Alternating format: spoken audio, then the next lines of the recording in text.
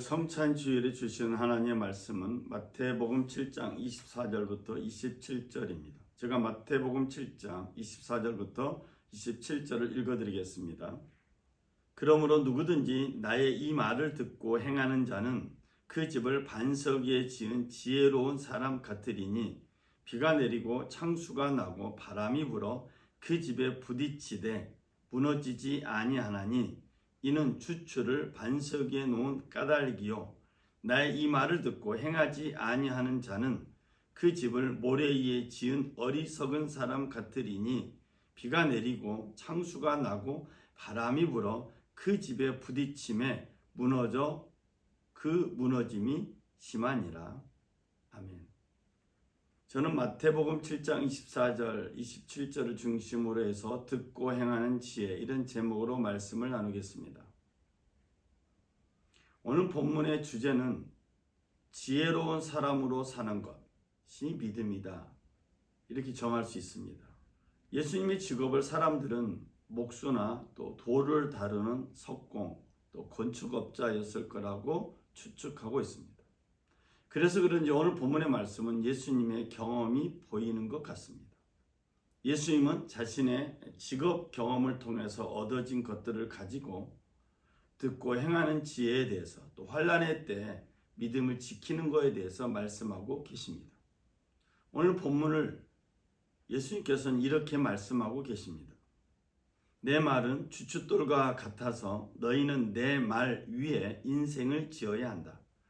너희가 내 말을 너희 삶으로 실천하면 너희는 든든한 바위 위에 집을 지은 현명한 목수와 같다. 비가 퍼붓고 강물이 넘치고 돌풍이 쳐도 그 집은 끄떡없다. 바위 위에 꼿꼿이 서 있다. 그러나 너희가 내 말을 성경 공부 때만 사용하고 삶으로 실천하지 않으면 너희는 모래사장에 집을 지은 미련한 목수와 같다. 폭풍이 몰아치고 파도가 거세지자 그 집은 맥없이 무너지고 말았다. 비가 퍼붓고 강물이 넘치고 돌풍이 부는 모습은 환난의 때를 상징합니다.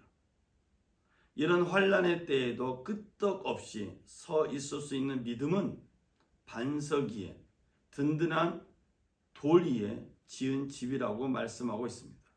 환난의 때에도 끄떡하지 않고 견딜 수 있는 기준은 무엇일까요?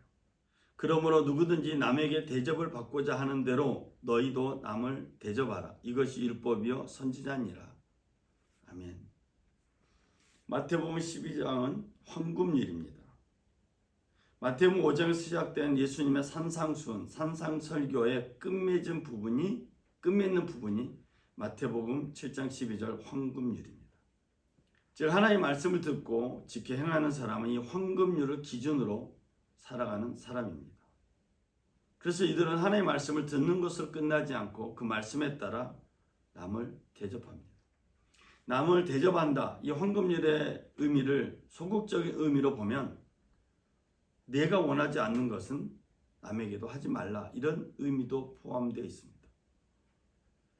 우리 순복음 평화교회가 구제, 선교, 전도라는 세 가지의 목표를 가지고 매일같이 기도하고 또 이것을 이루기 위해서 애를 쓰고 있습니다. 구제나 선교나 전도의 공통점은 남을 대접하는 것입니다. 우리에 있는 것을 남에게 대접하고 남에게 나눠주고 다른 사람을 섬길 때 그것이 율법이 되고 선지자가 된다는 정신입니다. 우리 평화의 가족들은 평화의 선물이라는 저금통이 있습니다. 이 저금통에 500원짜리 동전을 비롯한 지폐를 모아가지고 옵니다. 그러면 그것을 우리가 선교로, 전도로 사용하고 있습니다. 감사한 것은 그 작은 액수인 것 같은 이 돈들이, 헌금들이 모아져서 어려움을 당한 사람들에게 생명의 키트로 사용되기도 하고, 또 전도의 물품으로 사용되기도 하고, 또 이웃에게 사랑의 선물로 사용될 때 우리가 받는 그 기쁨은 얼마나 큰지요. 작은 것을 드렸는데 주님은 우리에게 큰 감동을 주고 있습니다. 그러므로 여러분 선교해야 됩니다. 구제해야 됩니다. 전도해야 됩니다.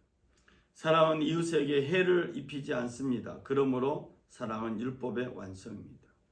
로마서 13장 10절의 말씀에도 하나님의 말씀을 듣고 행하는 사람은 구제하고 선교하고 전도함을 통해서 사랑을 완성하는 사람이라고 말합니다. 성경에서 사랑은 이웃에게 해를 끼치지 않는 것입니다. 이웃을 존중하는 사회, 또 이웃의 말을 귀담아 듣는, 또 남의 말을 귀담아 듣는 그런 사회가 건강한 사회인 것 같습니다. 오늘 우리 사회는 대립과 갈등이 아주 심화된 현상을 가지고 있습니다. 이처럼 자기중심을 가지게 되면 공동체의식이 없어지고, 공동체의식이 없어진 사회는 사랑이 없어집니다. 나만 옳아, 내가 하는 게 맞아, 자기의 주장만 강력하게 말하고 자기의 가진 기준을 가지고 상대방을 평가하거나 또 심판하게 되면 그 사회는 사랑도 없어지고 공동체의식도 없어지게 됩니다. 예수님은 어떻게 사랑했습니까? 예수님은 우리 복음서에 보면 예수님은 눈높이를 먼저 낮췄습니다. 세리의 눈높이에 맞췄고, 또 죄지은 사람의 눈높이에 맞춰서, 아픈 사람의 눈높이에 맞춰서 먼저 그들의 말을 들었습니다. 그들을 정죄하기보다는 용서를 먼저 하셨습니다. 예수의 말씀을 듣고 그 말씀에 감동을 받은 사람은 예수님의 모습을 보게 되고 예수님처럼 사랑하게 될 것입니다. 그래서 우리는 먼저, 우리 평화의 가족들과 믿음의 가족들은 먼저 나에게 예수의 말씀이 있는지 점검해 봤으면 좋겠습니다. 그 예수의 말씀이 감동으로 내 삶 가운데 자리를 잡고 있는지 점검하는 한 주간이 되었으면 좋겠습니다. 그 다음에 나의 삶 속에 나에게는 어떤 열매가 있는가 살펴봤으면 좋겠습니다. 마태복음 7장에서 좋은 나무와 못된 나무는 외모, 겉모양으로 알 수 있는 것이 아니라 열매로 알 수 있다고 분명히 말하고 있습니다. 좋은 나무가 나쁜 열매를 맺을 수 없고 못된 나무가 아름다운 열매를 맺을 수 없느니라. 아름다운 열매를 맺지 아니하는 나무마다 찍혀 불에 던져지느니라. 정의를 외치고 자유를 외치고 천국을 외치는 사람들만이 참 진리를 전한다라고 착각하면 안 됩니다. 이렇게 말하는 사람들을 무조건 선지자라고 믿는 것도 우리의 어리석음일 수 있습니다. 정의와 자유와 천국과 구원과 세상 심판이라는 성경에 있는 좋은 말씀들을 인용한다고 해서 그 사람이 선지자냐? 꼭 그렇지 않다는 것입니다. 이렇게 말하는 사람들의 열매를 보고 결정해야 됩니다.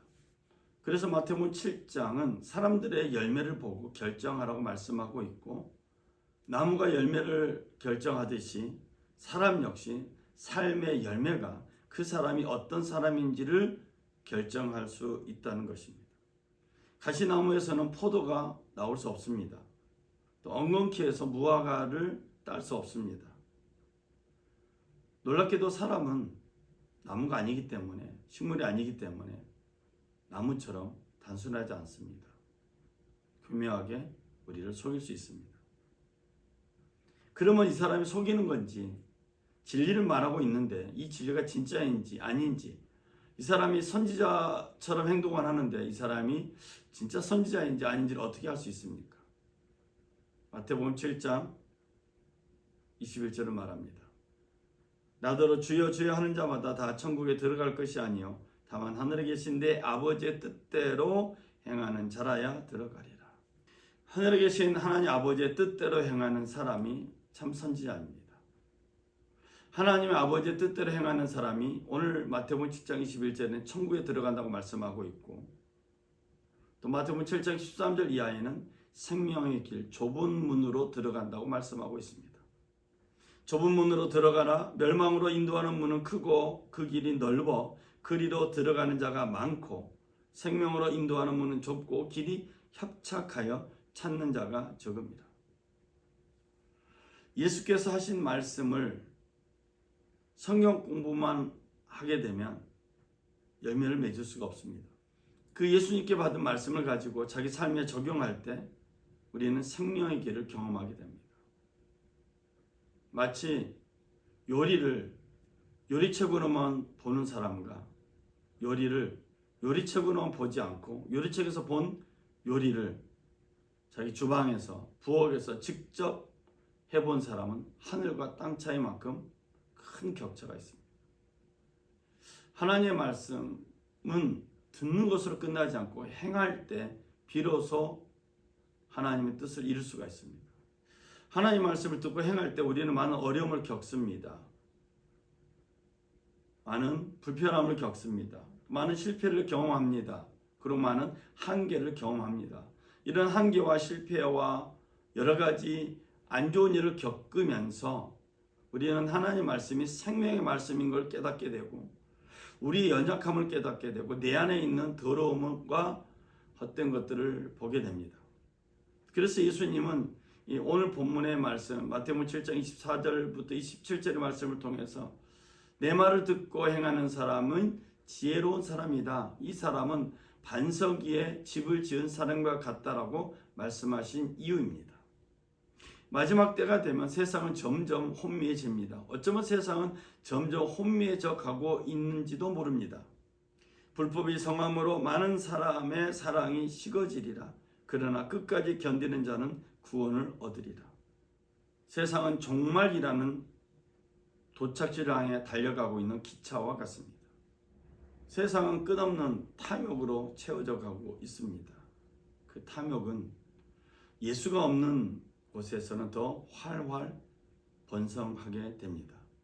예수의 말씀으로 감동을 받고 예수의 말씀을 경험한 사람, 또 예수의 말씀을 자기 삶 속에 적용한 사람은 생명을 경험하게 되고 예수님을 통해서 생명을 경험하게 된 사람은 이 세상에 썩어져 가고 있는 것들을 도려내고 그것을 생명으로 바꾸기 위해서 자기의 삶을 드릴 것입니다. 저는 우리 평화의 가족들이 예수의 말씀 위에 삶을 다시 세워서 말씀을 매일같이 읽으면서 그 말씀을 묵상하고 또 말씀을 가지고 감동받은 그대로 삶 속에 적용해서 좋은 열매를 맺는 아름다운 열매를 맺는 우리 믿음의 가족들이 되었으면 합니다. 저 역시도 제 말씀을 읽으면서 그 말씀대로 지키려고 애를 쓰고 있습니다. 이 무더위 속에 힘든 시간들을 보내고 있는 모든 믿음의 가족들, 평화의 가족 여러분, 이제 곧 가을이 다가옵니다. 이 여름에 무기력하게 있지 마시고 말씀을 소리내어 읽으시고 노트에 적어서 공책에 적어서 묵상하시고 그 느낌을 기록하셔서 그 말씀 그대로 삶 속에 실천하여서 많은 열매를 맺는 전도와 선교와 구제의 열매를 맺는 우리 평화의 가족들, 믿음의 가족들 되시기를 주의 이름으로 부탁을 드립니다. 기도하겠습니다. 사랑의 주님 감사합니다. 주의를 말씀으로 또 예배로 찬양으로 지키는 모든 믿음의 가족들, 평화의 가족들에게 예수의 말씀을 듣고 행하는 지혜를 허락하여 주시고 그 지혜를 가지고 삶 속에 구체적으로 적용하여 선교와 전도와 구제의 열매를 맺는 우리 믿음의 가족들 되게 하여 주옵소서. 이번 한 주간도 내 속에 하나님 말씀이 있는지 점검하게 하여 주시고 또 그 말씀으로 열매를 맺고 있는지 점검하며 나아가는 한 주간 되길 소망합니다. 우리 예배를 받으시고 우리와 늘 동행하신 주님께 감사드리며 예수님의 이름으로 기도드렸습니다. 아멘. 이상 주일의 말씀을 나눴습니다. 모든 영광 하나님께 올려드립니다. 할렐루야 감사합니다.